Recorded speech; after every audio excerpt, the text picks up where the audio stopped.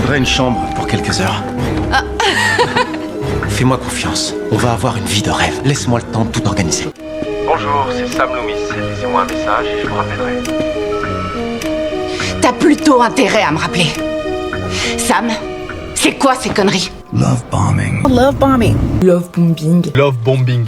Love bombing. J'ai été prise au piège par un love bomber. C'est l'histoire d'une femme, une jeune fille en fait. Elle avait 21 ans et vous savez, à cet âge où toutes les jeunes filles cherchent un peu d'amour, beaucoup d'attention et soyez honnêtes, aussi du bon sexe. Oui, je l'ai dit. Et vous voyez très bien ce que je veux dire. La seule ambition pour la plupart, c'est de rencontrer un prince charmant aux yeux bleus et aux cheveux blancs. Moi-même, je suis passée par là. Je connais le feeling. Voilà qu'un soir, une notification, une rencontre et finalement un mec. Vous savez, ce moment où vous sentez en vous-même qu'un truc va arriver, mais vous foncez quand même. Oui, et bim, elle aussi, elle a foncé. Elle s'appelait Sandra, 21 ans, étudiante, vive, sensible et surtout en manque de chaleur humaine. Lui, il s'appelait Karim, 34 ans, séduisant, expérimenté, ultra attentionné, un peu trop peut-être. Dès le premier jour, il attaque. Je pèse bien mes mots. Les messages à 7 h du matin, dès je pense à toi en pleine fac, par-ci, dès je crois qu'on est liés, toi et moi, par là, et j'en passe. Oui, moi aussi, ça m'aurait fait flancher, mais ça sentait le piège, non? Sauf que, quand tu as l'habitude qu'on t'ignore, tu ne la vois pas, la corde qui s'enroule autour de toi, ou la toile d'araignée qui est en train de se tisser sous tes yeux. 3 jours, oui, 3. Et il lui propose un week-end au bord de l'Atlantique. Je dis bien 3 jours. Sandra me l'a raconté. C'est comme les livres. On a tous des tas de chapitres. J'avais l'impression d'être dans une série Netflix. Tout allait trop vite, tout était très beau, mais j'adorais. Un dîner surprise dans un restaurant chic, un petit bracelet avec les initiales, une playlist Spotify nommée Nos moments à nous. Attendez un peu. Nos moments après 2 semaines de rencontres seulement? Bref. Mais il faut comprendre quand même, elle se sentait vue, elle se sentait choisie, elle se sentait désirée. Et franchement, on veut tout ça, non? Surtout à 21 ans. Et puis, un mec de 34 ans. Ça rassure quand même, non? Tu as l'impression qu'il sait exactement ce qu'il fait, alors que parfois, il sait surtout manipuler. Et c'est très bien schématisé. Et puis d'un coup, plus rien. Silence radio, 0 message, 0 bonne nuit mon étoile, oui, parce qu'il lui disait tout ça. Elle lui écrit, pas de réponse. Elle insiste.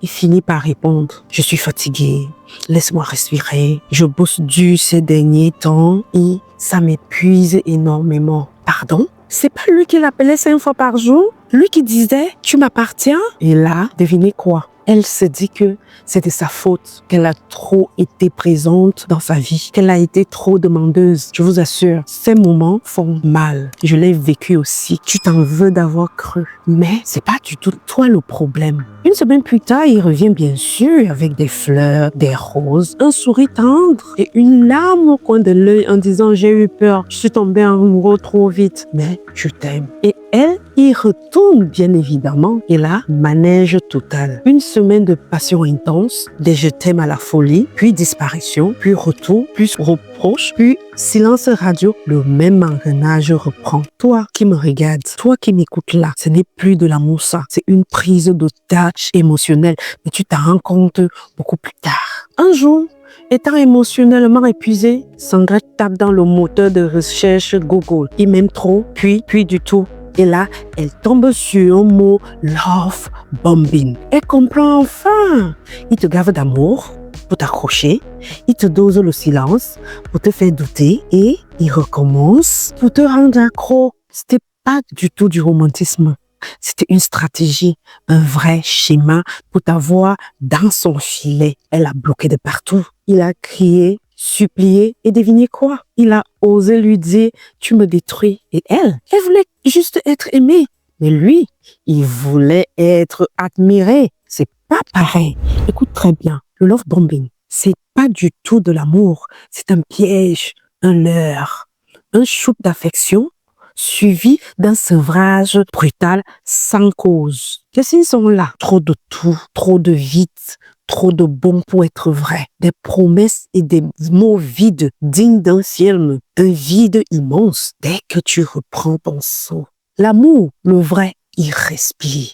Il rassure, il n'a pas besoin de te noyer pour exister. Ce que Sandra a vécu, des milliers d'entre nous l'ont vécu et le vivent même encore actuellement. Et souvent, on n'en parle pas parce que on se sent bête, on se sent idiote, parce qu'on a honte d'avoir cru à une illusion. Tu n'as pas été naïve. Tu as juste espéré qu'on t'aime comme tu étais prête à aimer. Et ça, c'est pas une faille. C'est la plus belle preuve que tu étais vivante avec un trop plein d'amour en toi. Tu veux parler, tu veux écrire ou tu veux mettre les mots à la place qu'il faut. Ici, c'est un espace sûr. Oui, tu peux. Tu as le droit. Et si tu veux que je t'écoute, le lien est juste là, en description. Et maintenant, retournons un peu la caméra. Et si on entrait dans la tête de Karim, pourquoi un homme choisit de manipuler plutôt que d'aimer? D'où ça vient? Cette soif de contrôler. Et surtout, peut-on encore appeler ça de l'amour? Si tu veux qu'on entre dans la tête de Karim, dis-le en commentaire ou écris juste « Je veux comprendre ». Parce que parfois, comprendre, c'est se libérer. À tout de suite.